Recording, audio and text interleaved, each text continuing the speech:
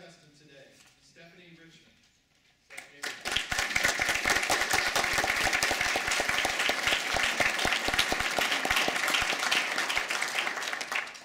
Thank you, Mr. Contest Chair, fellow Toastmasters, and especially Claudette.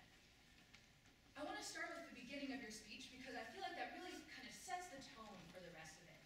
And you started off with telling the audience your main message, which is excellent because sometimes it's hard to tell where someone's going in your speech. So I like how you started off that way. You immediately then jumped into the story of the first time that your daughter got her DUI. And your storytelling there was spectacular. I think you did a great job of setting the scene so people could understand what it was really like to be you in that situation. You mentioned, getting your phone call at 4 o'clock in the morning, and as you said, everybody knows any phone call you get at 4 o'clock in the morning is never good.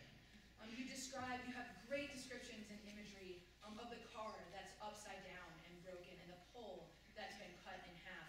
And just hearing these images, I'm sitting in the audience going, oh God, like, what's going to happen? And I also like that you didn't tell us right away that she was okay. You kind of had us feel a little bit of suspense, like, and I'm sitting here thinking, oh my gosh, is this going to be the story of how her daughter died? And I was just really feeling terrified here. So I think it was good that you kind of led the audience to experience these emotions with you, because I imagine that's also what you were feeling at the time. Your body language and voice, generally, I think in the beginning, you could see your nerves a little bit. You kind of paced back and forth a little quickly there. I think in the beginning, too, you could have had a little more urgency in your voice, like, it's 4 o'clock in the morning, I'm getting a phone call. And that could have helped us experience these emotions along with you a little bit better. But you improved a lot as you went on. I could tell when you were getting more comfortable with your speech, when you started moving around and being a little bit more relaxed in front of us. You have very confident, your body posture, you have a very strong voice, and I think that really helps as well. You're very passionate as you talked about the situation, especially when you got to the part with the DUI. You could feel your frustration with your daughter and with the other kids who are experiencing the same thing as you are. You also got very emotional. You weren't afraid to let the audience, to show your emotions to the audience, and I could tell at some points you were in your tears, and it was very emotional for me as well to kind of feel that along with you. I also liked how you did end on a positive note, just to kind of let the audience relax a little bit, know that everything's okay, and you had a great message in your speech as well. I think it was very positive, it was very heartwarming, and I can tell that you're a great mother. Your daughter is lucky to have you. Thank you.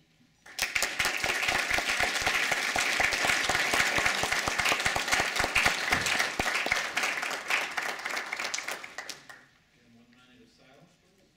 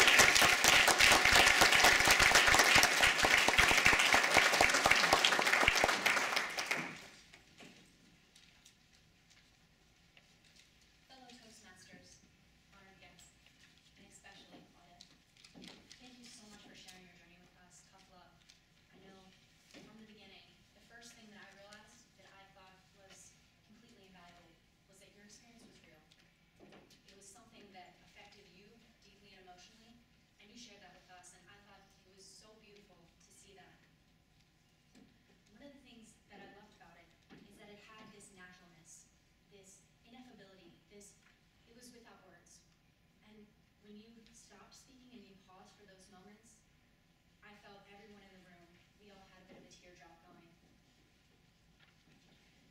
Especially the moment, for me that was very powerful, was when you stopped and said, I don't want to visit my daughter in the cemetery.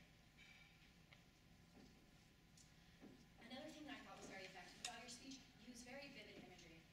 I thought for like the entire time we were on this crazy movie reel where we were just going and going and going, and you had this moment where you were shouting out things where you're saying throughout these different moments where you had all these different steps that she had to go through. You had to go through jail, you had to go through recovery, you had to go through these crazy things, and I just felt you swept us along that journey, and I thought that was beautiful. One of the other things that I really loved that you brought to this was a sense of humor. I know this topic is very heavy, and it really weighed down on us, and we all felt a little emotional about it, but you said things that were quite silly and made it so much fun and lighter, and it made it so much more relatable. Many of us, we might not have had issues with alcohol, we might not have issues with going to jail, but we all know humor, and that to me was very relatable, and I thought everyone really connected with you at those moments. When you said things like, as with most children, one ear and out the other. I thought everyone giggled at that, and it was something that we could all connect with. One of the things that I thought could have been improved is when you do these speeches that are emotional and they have a bit of softness to them. And being with this room that's so big and wide and spacious, it's sometimes hard to project. And I think if you increase your volume of it, it would have helped connect with the story. And I know right as soon as I started listening, the air conditioner turned on, and I thought, oh my gosh, can I hear this? That was wonderful. And the last thing I'd like to mention in closing, I thought the whole speech had this beautiful build-up, and I thought she did a great job with the closing, but I think it could have been a little bit more built out, a little bit bulkier, a little bit more about what we should take away from it. I thought I took away, they will thank you, but I think there could be more to that emotional meaning. But overall, very great job, Claudette. I really enjoyed it. I think everyone had a great emotional connection with it, and I appreciate the realness of your story. Sir Claudette.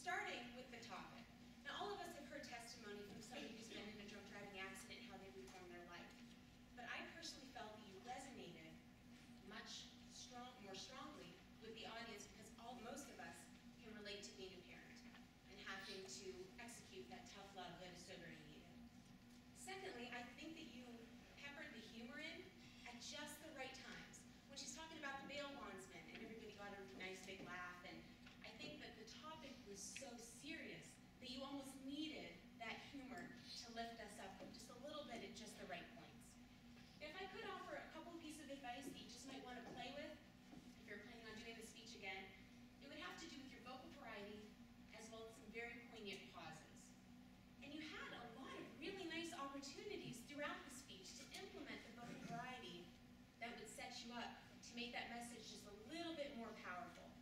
First of all, when you said you're talking with your daughter, you said, "You got so lucky. You've got to stop doing this." That was almost the same tone between a 4 and a 6 as the rest of your speech. I think you could really bring that point up to an 8 or a 9. Also, when you said, "Imagine the relief I felt when I saw her alive." I think that if you really bring that down, which is kind of hard to do because we were working without a mic, so I do understand that. But if you really bring that down to like a 1 or a 2, I thought that that would have been a really good way to do so. Also, when you're talking about having a conversation with the magistrate, I think that if you would have allowed a little bit of contrast between the 2 statements that you gave him, bring it up and bring it way down. "She almost killed herself last year." Bring that up, give us a 9 or a 10. And then, "I don't want to visit her in a cemetery." That would have been a really good time to bring that way, way down and give us that contrast. I also think that you could have done a couple of pauses that would have helped implement the message a little bit more. Especially when you're talking about your daughter and she turned around and said to you, big pause, "Thanks a lot, Mom." Pause. Give us time to receive what that impact would have meant to you as a mother and that emotional strain on your heart. The most sage piece of advice that I could give you, however, concerns the emotions that you felt right in the middle of your presentation. Do not ever try to stifle that. I think that that was by far the most powerful point that you were able to give us without the words that you were saying. Very nice. Mr. Conrad.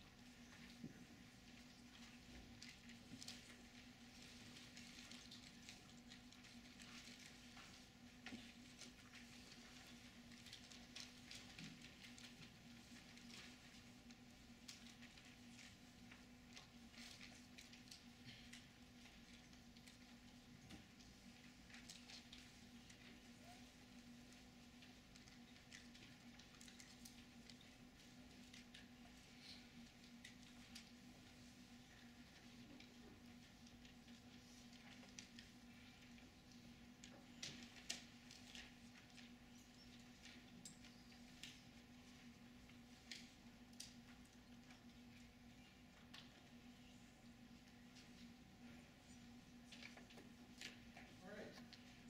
Our 5th contestant, the evaluation contest today, is Larry Olin. Larry Olin.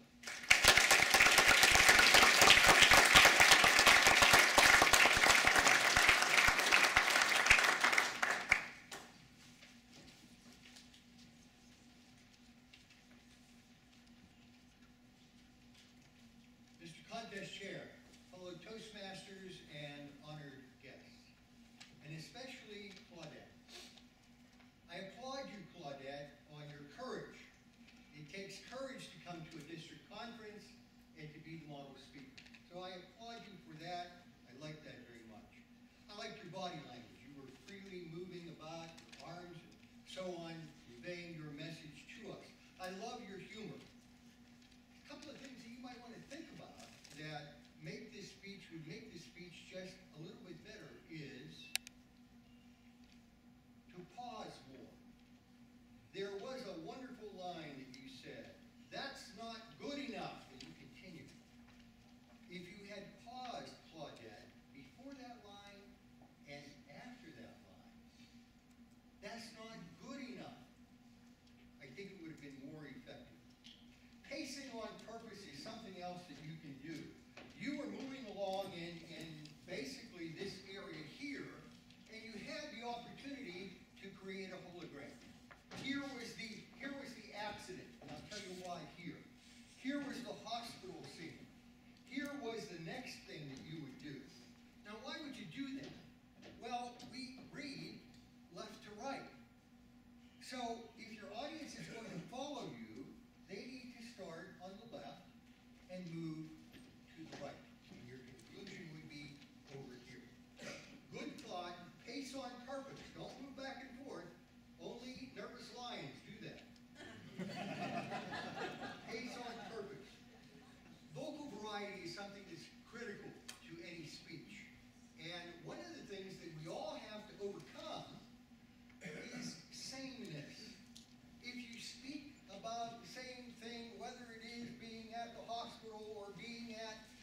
accident site or wherever it is, it becomes the same.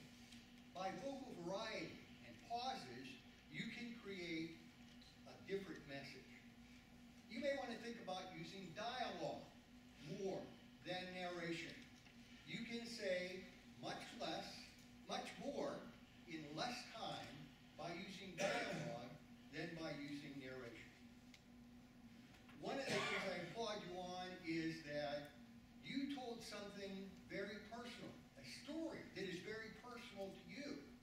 And yet, that which is very personal is also most universal and understood by people. Claudette, you did a great speech. I want to visit your club sometime, see you, encourage you, and listen to you speak again. Mr. Contest.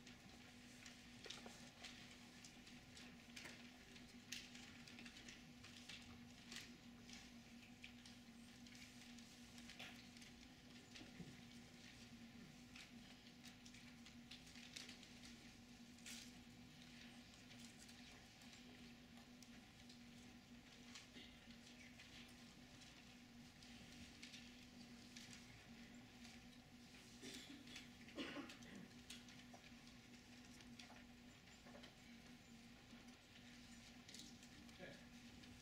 Our sixth contestant today, Aaron Dyer. Aaron Dyer.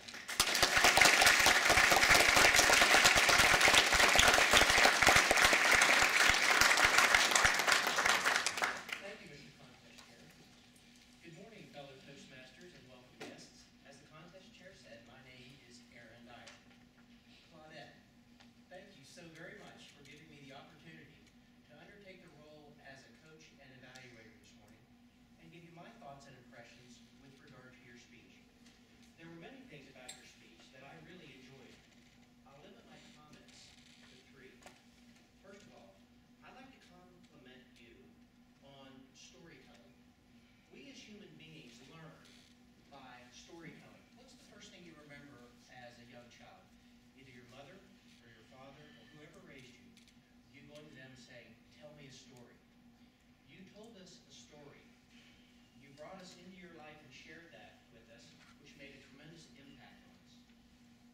The second thing I liked about your speech was that you were unpredictable. You evoked emotions. You came in and you started talking about your daughter, so we were interested. And then you started talking about the car wreck, and we became concerned. And then you talked about the emergency room, and we became alarmed. And then the journey through the different accidents, we became sad. And then at the end, you left us with that positive, good feeling that everything turned out all right, which is spectacular. That's a great strategy to use. It's a great impression to leave with your audience, and it brings a very positive speech. The third thing that I really liked about your speech was the topic. You had a great relevant topic. Everyone in the room relates to that because of their neighbor kids, or the fact that they are parents, or that they're grandparents. We all relate to having a need to give tough love to someone that we care about. So using a relevant topic and relating to folks was very, very good. If I had to look around and I was thinking about something to recommend, I know that it's important for you to walk away from this experience with an additional tool in your toolkit. And I was thinking that maybe you could have used audience participation. Audience participation can be passive or active. From the passive standpoint, often that's done by a rhetorical